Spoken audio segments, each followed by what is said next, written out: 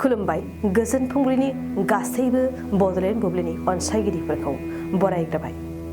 दिनै 2 फेब्रुवारि बृहस्पतिबारनि फान्जामुथिखौ फरायथिनो लादों आं गेवलां हाज'हारिया। फान्जामुथिनि गिबियाव दं मेष राशि।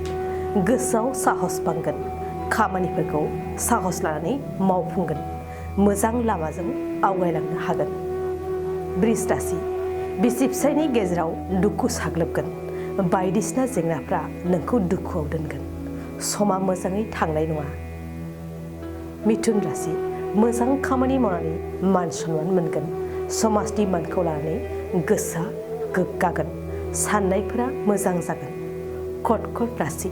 नोंथांनि थाखाय दुखु गोनां सान जागोन, संसारनि दुखु दाहानिफ्राय बारग'नाय नङा, दुखुजों जेबो मावनो हानाय नङा।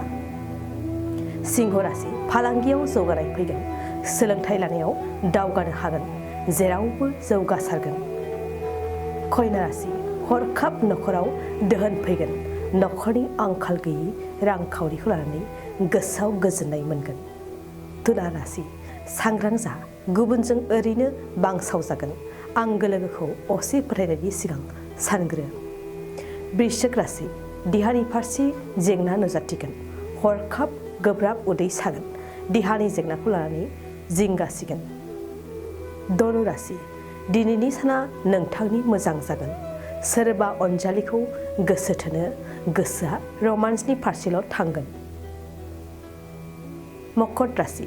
नखराव गोथार खामानि जागोन, गोथार खामानिजों जेंनाफोरा उदां जानायनि मिजिं दं, साननायफोरा सिगांनिख्रुइ साबसिन। कुम्भ राशि। नोंथांनि देहायाव जेंना नुजाथिगोन, देहानि बबेबा अंगआ खहा जागोन, जानाय लोंनायनि फारसे सांग्रां जा। मीन राशि। मोजां सान जानाय नङा, हरखाब खैफोद नुजाथिगोन, दावबायनायनि फारसे सांग्रां जानाया नोंथांनि साबसिन। दिनै सानसेनि राशि फरायथियाबो एसेनोसै। आसा खालामो नोंथांनि दिनैनि साना मोजाङै मोजां थांगोन, बेखौ बड'लेण्ड बुब्लिनि नखरनिफ्राय मिजिंथिबाय। गोजोन्थों।